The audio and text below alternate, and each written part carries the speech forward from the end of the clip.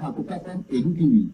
Today, we have got famous principals of India, and we'd like to request them to advise the students because they are not sure when the exam is going to happen or not, whatever it is, and they are waiting for 4th of May the exam to be started by CBSE until the class 12.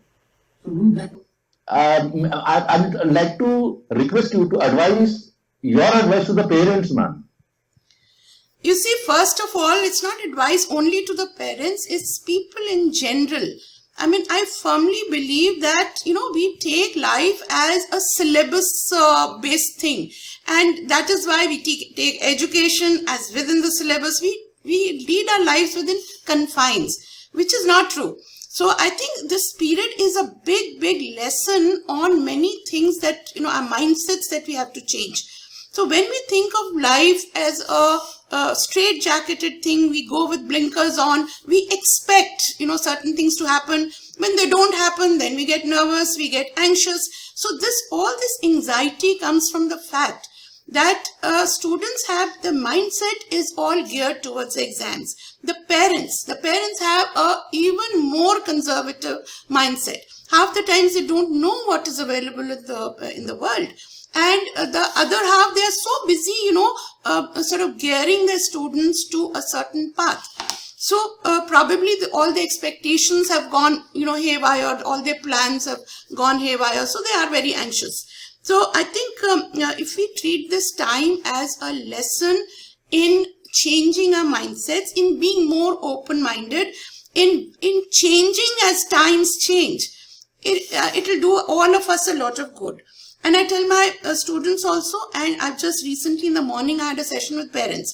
So with parents also I keep telling them, I said, see, it is you who have laid down this path. You who have sort of put your mindsets, my daughter or son will go into these colleges and do this. Who says life is the same? Life is going to change. At every turn, life is going to change. So nobody knows what professions are going to do well after 4 years. So what you have to do is logically think. Now, which are the professions which will survive pandemic times and later? So it's a lot of logic that goes into it. So it's for them to now rethink on what they were thinking and find out. And the basic thing is knowledge. Knowledge about this. There is so much available these days. I treat this whole period of 1 year and now plus as a huge opportunity for us to imbibe so much that we would not have imbibed. Look at the amount of knowledge, amount of technology that is there for all of us and free. Everybody is, lining up to give you everything free. So many career counseling, people, hardly anybody, there's no audience for them. I have, personally directed the parents to go and sit in these webinars so that their horizons widen. Nobody goes and sits because, they feel ki whatever their mindset is, khatam ho gaya, then they're anxious. What is there to get anxious? Life has to change. So if they educate themselves, if they attend these things, if they have broader horizons, they will think of alternatives. Life is not stopping. And these are just 2 years of your life. It's going to carry on for the next 40, 50 years. So for parents, instead of transferring their anxiety to children are immature. Children still have to go through life. So it is us teachers and parents who have to placate them. So what are we doing? We all think, oh, pandemic aega, what will they do? What will they do? Well, the students have suffered. What have they suffered? Their exams were supposed to happen in March. Okay, so they didn't happen in March. They will happen in June, July. Maybe they will not happen. So what? It's not the end of life. They have a lifetime to live. So we have to prepare them. This is only a part of your life.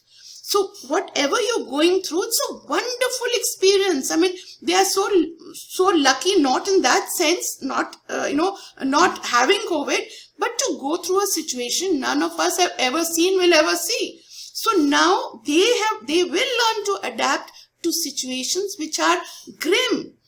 Life is going to be like that. So I think they'll just come out stronger if they just maintain that positive attitude. For parents also, the only thing to do is not to get stressed, so that they don't stress the children at all, and just to be knowledgeable. Go and just grab whatever knowledge there is to grab, and then widen your own horizons. I think good, very good. Thank you so much, ma'am, for a wonderful input. Ashna ma'am, I would like to come to you. As generally students, they talk to the teachers, they don't come to the principal and tell about the anxiety or the stress. What is your message and counselors during these tough times? Yeah, thank you so much, Mr. Pranav. See, the anxiety, no doubt, is building up. And it is basically because of the uncertainty which is there among the students as well as the parents. And it is not only the parents and the students, the teachers too. And most of the teachers are parents too. Correct. So, the anxiety is definitely there because we do not know that what is going to be, in next 2 months, what is going to happen. That you're right that every child is not able to connect to the principal. But then probably this online has really done a good thing, that we've been able to connect with everybody and anybody, So, So yes, that would be a problem. Offline is the only solution at the moment, and if they're at home, it does not go with them. So the ones who do have the online classes are the privileged ones, and still fewer in number. Aradhana, can you advise on the same?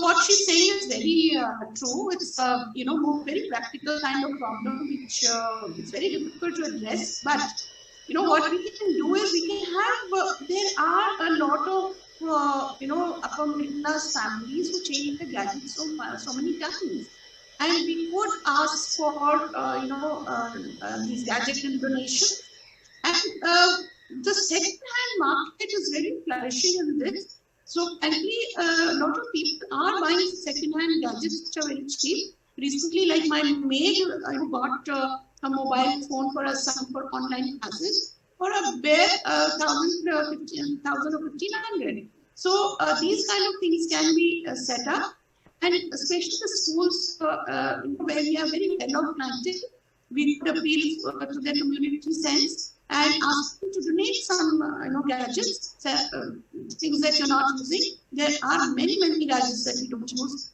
We probably change our gadgets every 6 months, 1 year. So what are we doing with them? And they become obsolete very soon. So these kind of things, and I'm sure, Pranav, the way things are, very soon we'll have companies coming up with these the cheaper gadgets, which you don't need a mobile phone as such. So, which will have Wi-Fi systems and will become very cheap. So, you see, anything like this becomes an opportunity. This has become an opportunity for innovation. I'm sure as we are talking, many startups are working on this to equip the whole country with gadgets.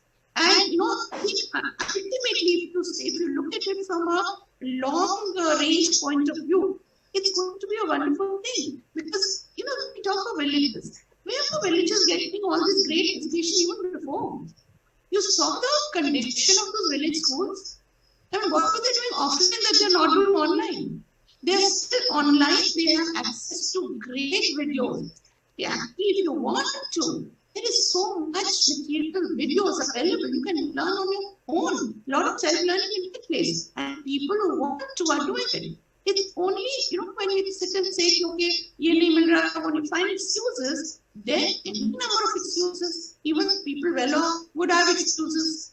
So let's not look at that and gradually look at it, from 10 years, 15 years point of view.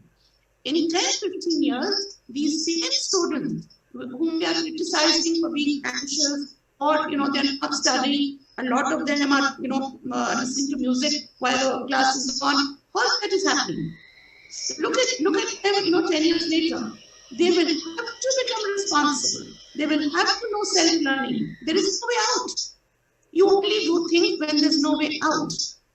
So that is where innovation takes place. And that is where all the gadgets are also becoming. It's a difficult period for a couple of years more, but very optimistic. You see India in the next 5 years. And thanks to this situation, we would have risen above. Look at the teachers how well become. I agree 100% with Archana. the way teachers have risen, could we imagine our teachers doing this? So, because the need was there, I mean, we were fed up of training the teachers to go into hybrid learning, all these methods we knew before. There was no way they would go into it. Our assessment will have to change. We've been talking of open book tests since the time I was in college. Right. Never done anything about it. Now they will have to come. So you see, this has forced us into some innovation and some great techniques. That is why, we should educate the students and parents about the positive aspects of the study. Then, of course, I think India will really rise above all this in the next 5 years. Uttam sir, thank you so much, Aradhana ma'am. Uttam sir, I think most important thing I am hearing from all the principals, teachers, the students should now learn to learn and self-learning should be there. So what is your advice on that? How that can be imbibed? Yeah, the time has come where the children have to learn on their own, because the most of the materials are available and they are used to of this digital world, and they always go for searching whenever something is being asked. I mean, like everything else, this will come to an end. After the night, the sun always rises. So the bright and the good days are waiting for each one of us and for our students too. Wonderful. Aradhana, one-liner for students. Yeah. Okay. Now for students, I just want to tell them that there is a huge, big life ahead. This is not the end. So nothing is a waste. When they say waste ho gayi padhai, I really feel very bad. No padhai is waste. All this will stand them in good stead as this go ahead. Because each one is a step in the ladder. If they can't skip a step. So this step will lead to the next step. It doesn't matter exams or not, but they will all come to it alive, well, and successful. Mr. Uttam Jha, one-liner. Yeah, they have to be positive and they must say that I am okay, everything would be okay. Says if winter comes, can spring be far behind? Yes. Thank you so much, Ms. Aradhana Rana, Ms. Ashna Narayan, Mr. Uttam Kumar Jha, and Dr. Deepika Sharma. Thank you so much. I am sure this will help parents, students, teachers, and all other stakeholders of education. Thank you so much. खुद से जीतने की जिद है मुझे, खुद को ही हराना है. खुद से जीतने की जिद है मुझे, खुद को ही हराना है. मैं भीड़ नहीं हूँ दुनिया की, मेरे अंदर एक सुहाना है. Very good. Thank you so much. Thank you so much.